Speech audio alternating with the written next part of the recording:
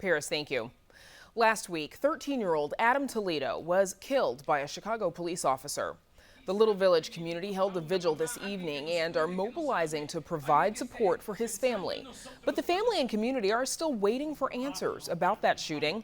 After originally claiming that they could not release body camera footage of the shooting, the police oversight agency now says they will be releasing that footage. Joining us to discuss this is Matt Topic, an attorney at Lovey & Lovey, and we were hoped to be joined by Baltazar Enriquez, president of the Little Village Community Council, and we're still hoping that he can join the call soon.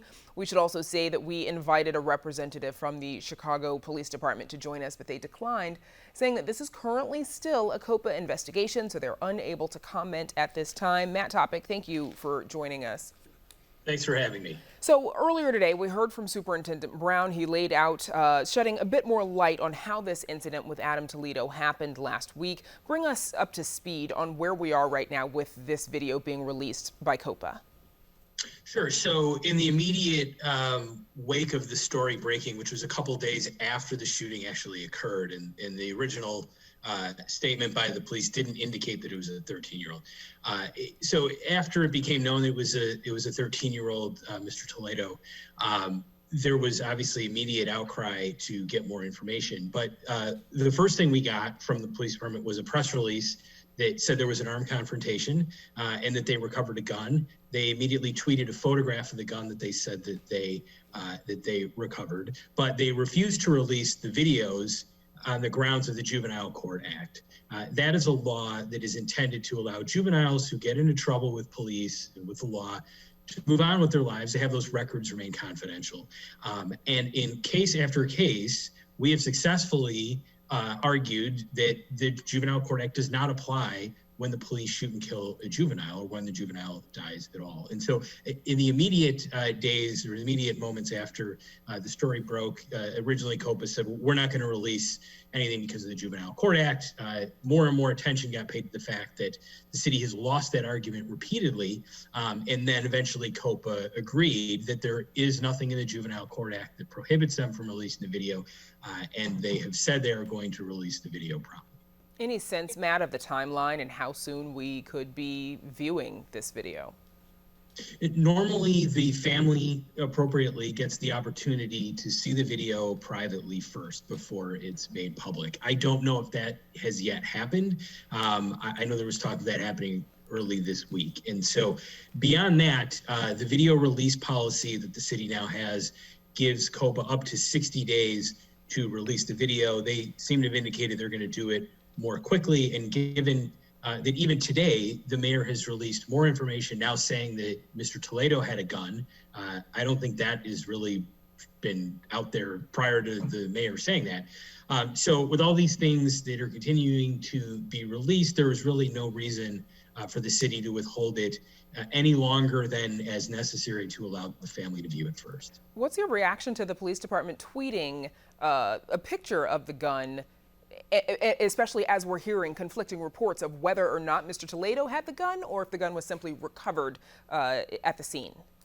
These are the kinds of things that make people distrustful of police narratives around these kinds of incidents. We saw the same thing in the Harith Augustus shooting in South Shore a couple of summers ago. You get an immediate story from the police about what they said happened. Then there's some pushback.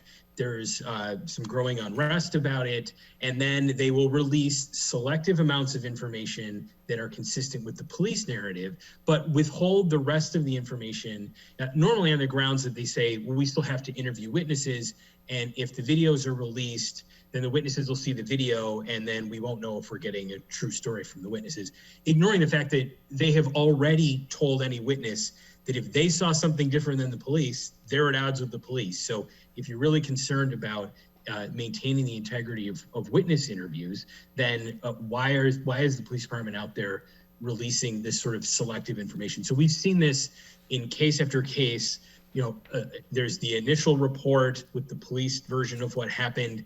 When there's some pushback, they'll release a little more. When there's more pushback, they'll release even more. The city needs to be more consistent, and it needs to be a lot more transparent, because you can't expect people to trust the police if they're not open and transparent about how they're conducting themselves. And Matt, I want to play a clip. Earlier today, we heard from Mayor Lori Lightfoot speaking about this very subject.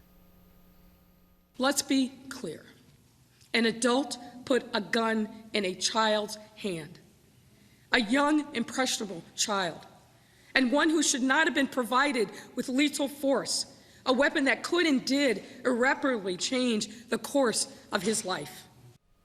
Now, the mayor has said that she has not seen the video at the time of that press conference this morning. Matt, have you seen any shift in transparency from this administration when it comes to these kinds of CPD shootings? And I apologize, we've got about 60 seconds.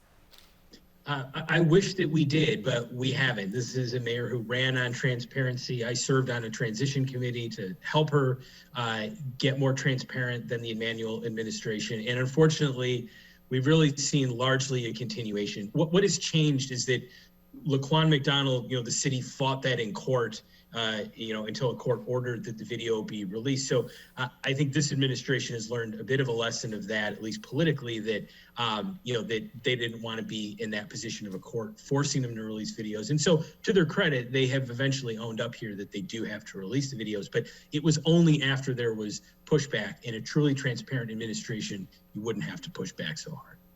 Matt Topic, we've 10 seconds. Have you been in contact with the family of Adam Toledo?